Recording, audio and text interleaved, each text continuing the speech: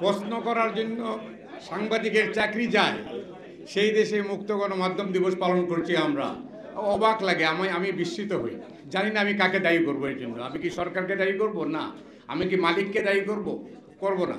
সাংবাদিক ইউনিয়ন কি করেছেন, বা আমাদের সম্পাদক পরিষদ, আমি প্রতিষ্ঠাকালীন এখন পর্যন্ত আছি, যেটাতে ট্রেজারার হিসেবে আছি, আমি মনে করি আমরাও ব্যর্থ হয়েছি।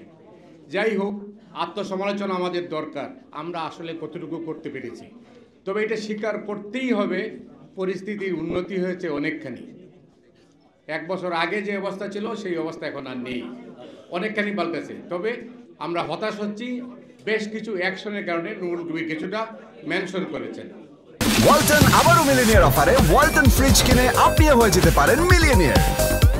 মিলিনিয়ার ছড়াছড়ি দেশ জুড়ে, এটা শুধু ওয়ালটনই পারে। আমাদের মধ্যে যে অনৈক্য, বিভাজন আমাদের সবচেয়ে বেশি ক্ষতি করছে। এই অবস্থায় আমি আশা করব পত্রিকায় ইদানিং আবার টেলিভিশনে যে বিভেদ সৃষ্টি হয়েছে, এটা অবিলম্বে বন্ধ হওয়া উচিত।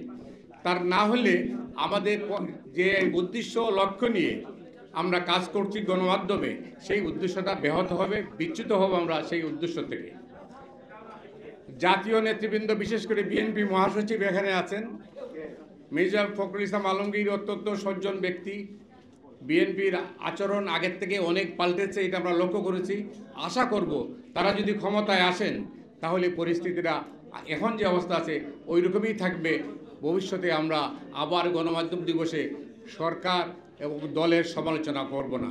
আমার মনে হয় আমরা যদি এই জায়গা থেকে এক জায়গায় থাকতে পারি, তাহলে আমাদের আগামী দিনের ভবিষ্যৎ অনেকটাই ভালো হবে। গণমাধ্যম ছাড়া গণতন্ত্র হবে না, এটা পরিষ্কার। গণমাধ্যমকে স্বাধীনতা দিতে হবে, আমাদের কথা বলতে দিতে হবে, লিখতে দিতে হবে। আমরা আবার এটাও বলতে হবে যে আমরা হঠকারিতা চাই না।